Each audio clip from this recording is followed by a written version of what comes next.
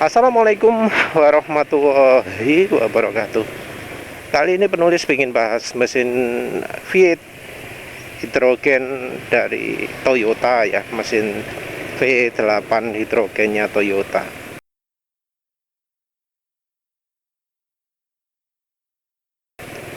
Dan sebenarnya berkaitan juga dengan Nikuba ya.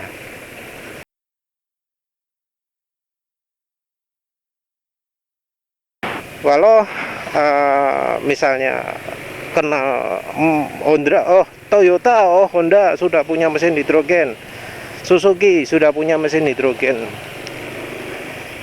Kita harus bedakan antara yang fuel cell dengan yang internal combustion engine.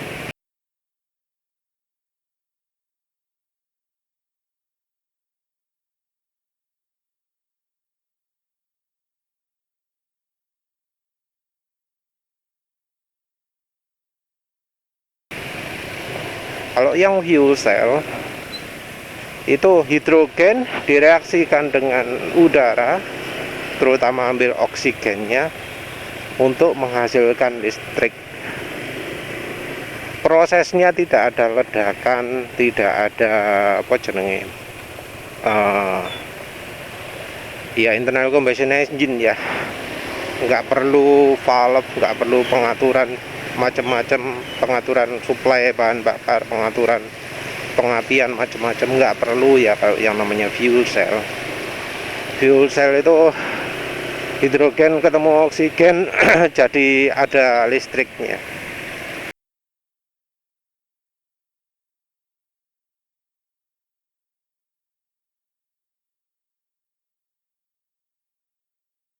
Ini hujan lagi ya kemarin ya. Ini kaitannya dengan mesin hidrogen ini, kan katanya hidrogen ini mesin yang bakal mengalahkan kendaraan listrik.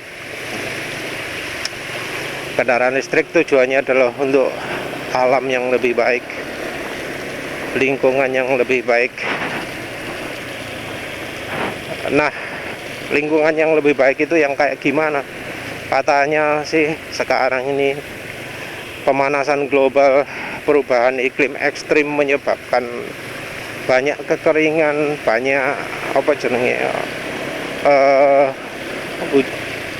cuaca yang merusak, cuaca yang mematikan, cuaca yang membahayakan, violent weather ya, cuaca ekstrim, angin puting beliung, hujan deras yang sangat berkepanjangan. Nah, kalau yang di sini nih, banjir di sini bukan karena hujannya sangat ekstrim ya, tapi karena memang drainasenya lagi kacau. Karena sudah beberapa hari ini sejak penulis pakai cemenite ya, penulis kan bahan semennya habis, kabelnya habis, terus baru datang beberapa hari yang lalu, terus penulis buat semen. Ternyata di saat buat cemen itu hujannya jadi muncul tiap kali malam hari terutama. Terus pertama, kedua, ketiga, selokannya yang di daerah militer tadi itu makin lama makin tinggi, dan sekarang sudah tinggi. Kalau nanti malam hujan lagi ya makin tinggi lagi ya. Jadi ya, menurut penulis kalau ingin memperbaiki cuaca, ingin ya bikin hujan terjadi tiap hari sehingga kalau hujan itu enggak ekstrim, ya kita bisa pakai cemenite. Selain itu cemenite juga kalau kendaraannya irit bisa makin irit lagi, bisa jauh lebih irit sampai 30%, 20%, 30% ya seringnya.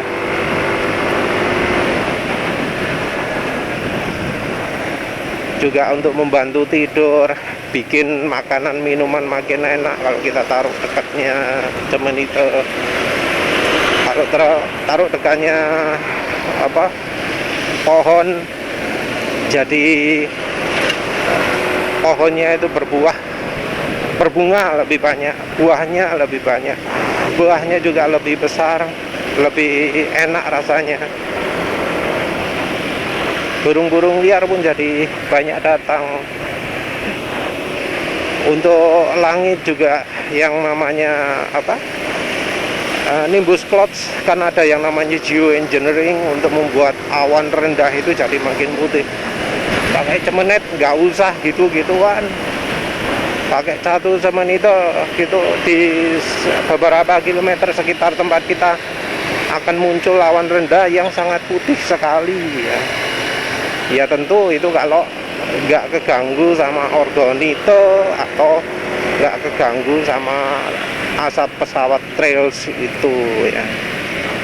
Untuk yang buat orgonito, mohonlah kalau buat ya dites, coba ke makanan, minuman apa rasanya makin enak, jangan sampai makin sepet. Untuk tidur jangan sampai buat orang tidurnya makin pendek. Yang baik itu tidurnya makin lelap ya, makin lama kalau orangnya kurang tidur. Kalau orangnya sudah cukup tidur sih ya nggak akan tidur ya. Harusnya alat kesehatan yang bagus itu membuat orang itu pingin tidur ketika merasa ngantuk. Jangan sampai sudah angop bolak-balik, sudah menguap, sudah ngantuk sekali tapi nggak bisa tidur. Nah itu alat yang bahaya ya, baik untuk kesehatan maupun lingkungan ya. Bisa lihat contohnya di yang dilakukan oleh Dandaum ya, senior Anda di Orgonit, yang katanya gifting Bali keseluruhan tapi malah hasilnya angin puting beliung, badai yang berlebihan. Jangan niru seperti itu.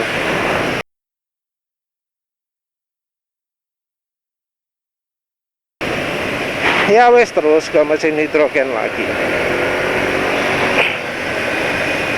Mesin hidrogennya Toyota itu internal combustion engine, artinya hidrogen dipakai langsung sebagai bahan bakar. Hidrogennya diinjekkan, campur bahan bakar, diledakkan. Pemakaian hidrogen ini beda ya dari pemakaian gas LPG misalnya, gas LNG misalnya.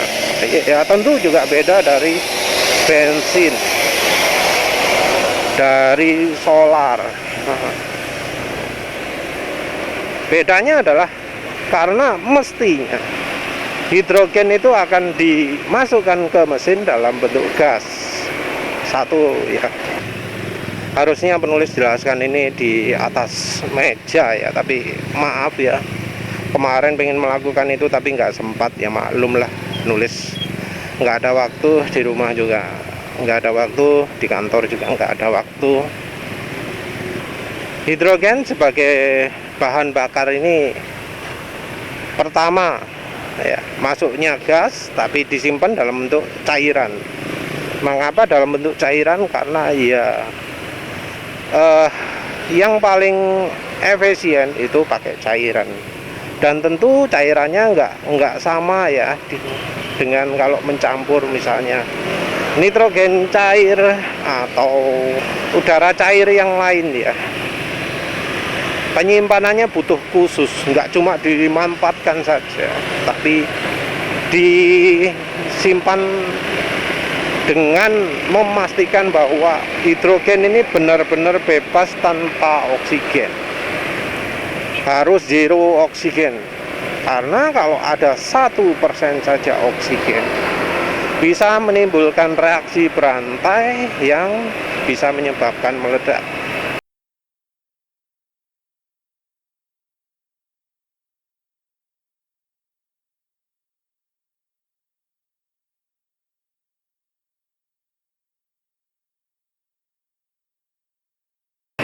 Dan sudah terjadi ya, tapi kejadiannya bukan di kendaraan konsumen, terjadinya di SPBU-nya lah istilahnya, di tempat pengisian hidrogennya, di pom SPBU-nya itu mengalami kebakaran, ledakan ya.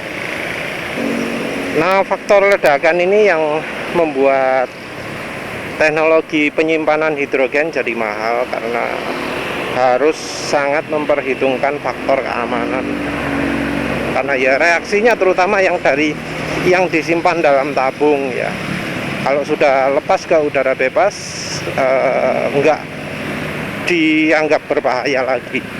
Jadi terutama ketika masih dalam tabung penyimpanan, karena ledakannya terjadinya di dalam tabung dan ledakannya emang luar biasa ya, sudah kayak bom. Tapi itu selama ini ya kasusnya cuma terjadi di tempat pengisiannya aja ya. Terus itu ada penyimpanan satu. Terus yang kedua adalah dari sisi kemampuan daya bakar. Jadi untuk timing pengapian ini harus diatur. Jadi pembakarannya hidrogen,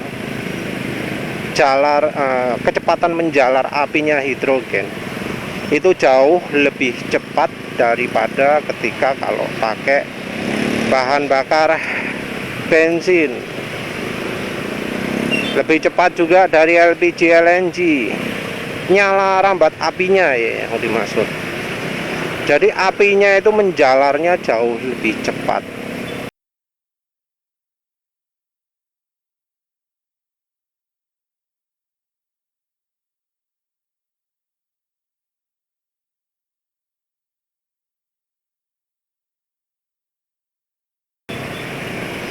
Nah, kecepatan menjalar api ini ya tentu akan meningkatkan performa juga, akan membuat tenaga yang dihasilkan lebih cepat. Karena apa?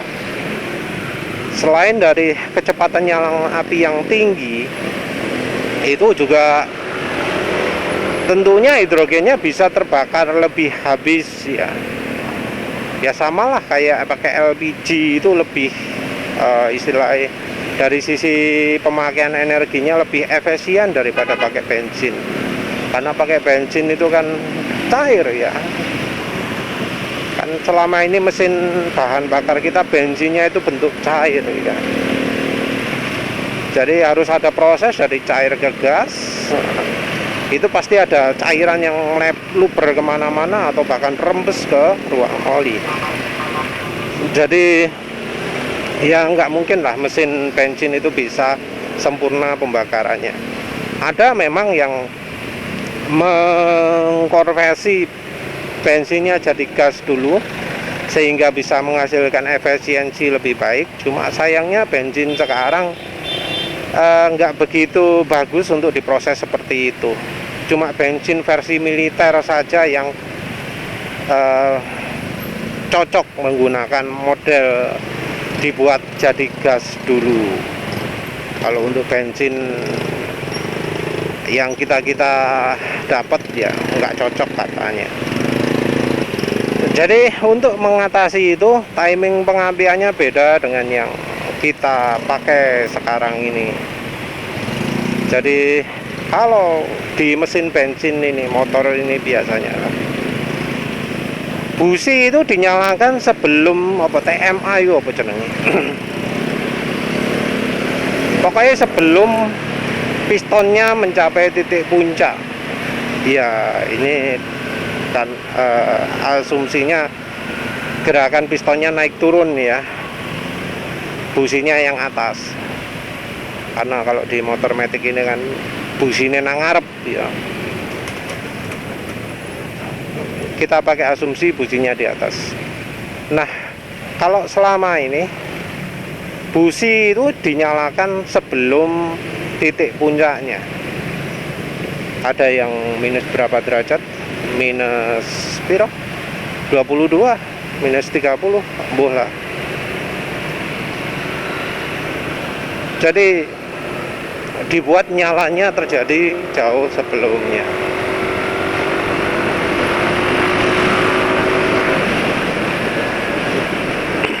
Nah, kalau mesin hidrogen nggak bisa seperti itu.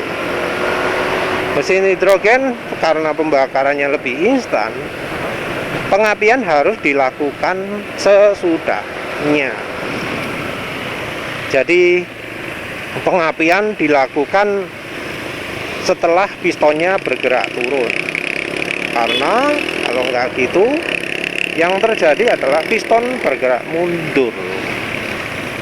Aslinya maju, tapi terus karena ledakannya terjadi terlalu cepat, mundur gerakannya.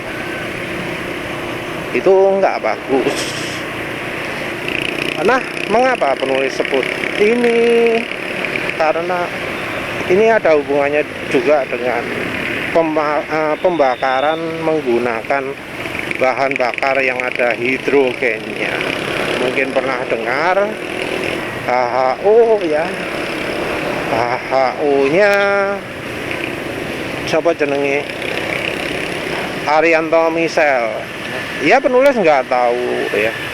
Itu modelnya gimana, HO-nya gimana. Yang jelas kalau soal reliabilitas, caranya Arianto Misel itu meragukan karena ya yang difoto saja ya kelihatan ada kerak hitam, kerak coklat di botol airnya, di penampung airnya, alatnya, sampai muncul coklat-coklat. Itu bukan sesuatu yang baik ya. Itu kan sama artinya dengan muncul kerak, muncul coklat-coklat di tangki bensin,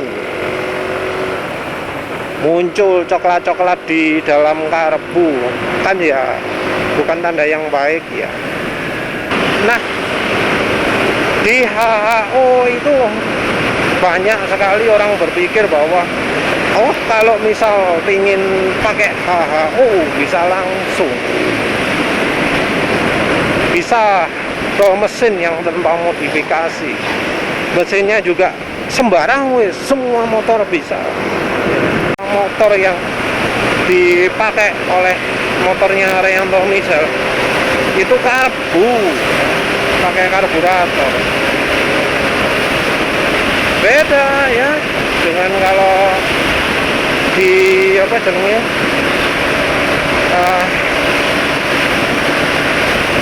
motor yang cocok untuk pakai HHO ya. Karena sekarang ini kan kendaraan itu injeksi kebanyakan. Kendaraan karbu itu jarang. Yang karbu itu kadang ya motor trail macam yang dijual Kawasaki. Kalau nggak salah itu karbu kan ya.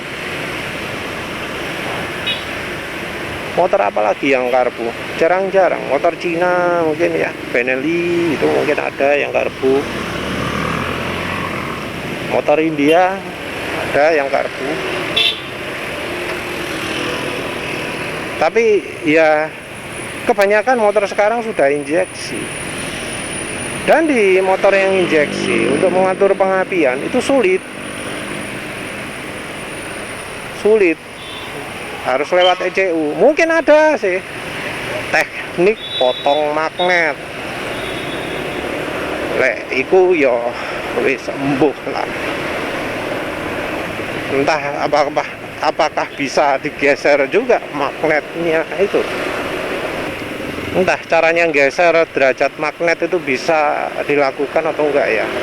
Mungkin bisa ya, karena biasanya yang tim balap sudah sering modifikasi. Tapi yang jelas untuk menerapkan HHO itu penting sekali untuk menggeser pengapian,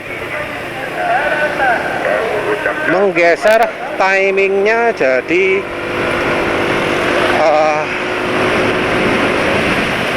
lebih maju lebih maju apa lebih mundur? Lebih mundur ya. Jadi pengapiannya kalau bisa ketika pistonnya bergerak turun, kalau misal businya di atas. Jadi harus diarahkan ke situ. Ini terutama kalau pembakarannya full hidrogen. hidrogen dan oksigen. Wajib dilakukan seperti itu. Kalau nggak dilakukan seperti itu, ya bisa bergerak mundur mesinnya. Atau kadang maju, kadang mundur. Nah, pergerakan kadang maju, kadang mundur ini berbahaya, bisa merusak mesin. Mesin bisa jebol.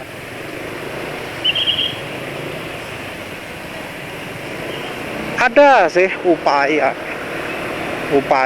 untuk membuat gas hidrogen ini bisa pembakarannya lebih ramah, lebih cocok dengan sistem yang sekarang. Yaitu apa? Dirubah jadi amonia. Hidrogen bila direaksikan dengan nitrogen akan menghasilkan NH3.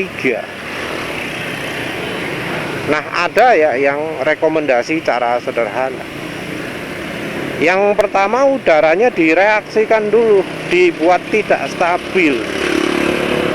Kalau yang ditunjukkan oleh Stanley Meyer itu pakai gas processing unit atau apalah. Tujuannya adalah menyinari udara yang lewat dengan laser ya, laser yang membuat udaranya bereaksi. Tapi itu entah lasernya itu bisa kita dapat dengan mudah atau enggak. Bisa jadi lasernya kelas militer, karena ya membuat udara bereaksi itu kan kuat kan lasernya. Tapi kita juga bisa pakai cara sederhana ya, pakai chronometer yang kalau buatan penulis lupa ya, pengen buat nggak jadi ya.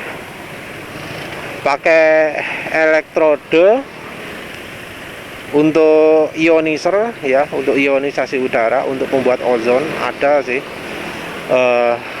barang buatan Cina dijual khusus untuk ozonizer. Kita gabungkan dengan penghasil voltase tinggi stingu ya. Itu efisiensinya sangat tinggi, itu bunga apinya besar. Pakai itu udara yang lewat situ akan terionisasi, jadi nggak stabil.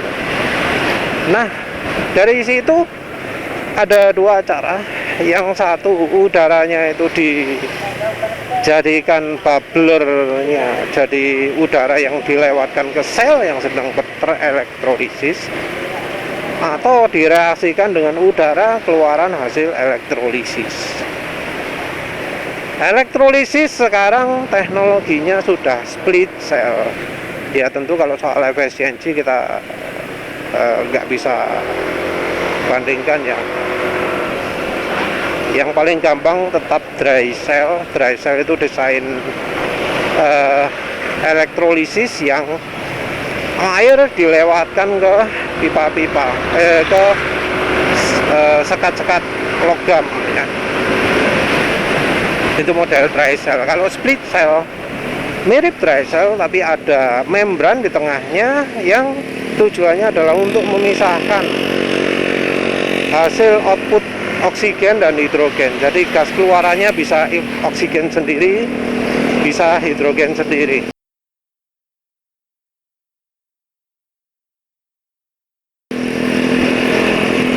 Nah, yang oksigen ini enggak dipakai, yang hidrogen itu dipakai. Jadinya keluarannya bakal ya mirip-mirip dengan mesin hidrogen murni lah. Nah, dengan mencampurkan hidrogen murni ini dengan udara yang terionisasi, ionisasi juga nggak harus pakai listrik ya. Pakai panas api knalpot juga bisa. Udaranya dipaksa muter gitu di dalam panas api knalpot, itu juga membuat oksigennya tereaksi ya.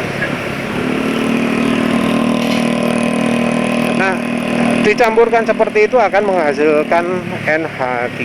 Ya tentu nanti harus disesuaikan juga campuran udaranya ya, kan ada rumus stoikiometrinya. Kalau untuk menghasilkan nitrogen itu berapa udara yang dibutuhkan itu kan ada ya. Nah itu tinggal disesuaikan. Hasilnya adalah jadi amonia NH3. NH3 sendiri merupakan bahan bakar masa depan ya. Banyak yang sudah membahas ya.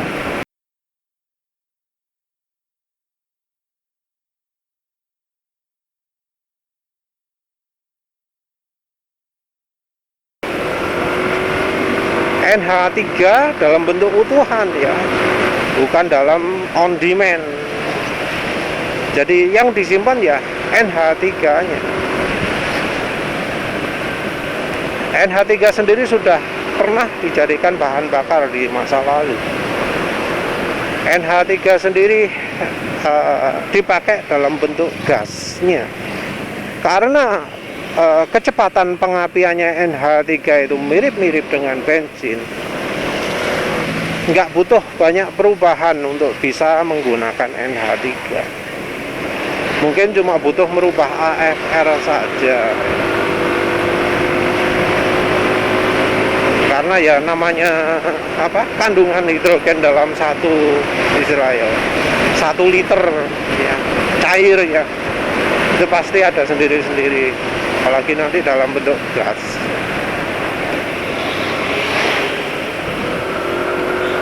Ya wis itu aja ya. Jadi mesin hidrogen kalau yang buatan Toyota itu ya bisa, tapi itu bukan untuk orang biasa, itu hanya untuk pabrikan saja. Kalau untuk orang biasa yang memungkinkan adalah hidrogen on demand yang dibuat kalau butuh, dan pakai amonia langsung ya. Untuk membuat amonia bisa macam-macam caranya. Jadi ya seperti itu ya. Sebenarnya hidrogen sendiri kurang begitu ramah untuk aluminium. Penulis lupa nama istilahnya apa, tapi hidrogen itu bisa meresap ke aluminium yang membuatnya aluminium itu yang membuat aluminium itu jadi ringkih ya, cepat pecah, cepat retak.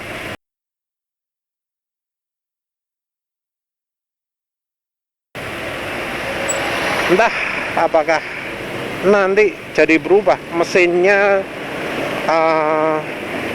mesin hidrogen ini mungkin sudah nggak pakai aluminium lagi, mungkin bakal pakai besi ya, terutama untuk sekitar ruang bakar, atau mungkin plastik, karena sekarang sudah zamannya plastik ya, entah lagi lah. Tapi kemungkinan seperti itu, nggak pakai aluminium lagi. Ya wes itu saja. Terima kasih udah menonton. Assalamualaikum warahmatullahi wabarakatuh.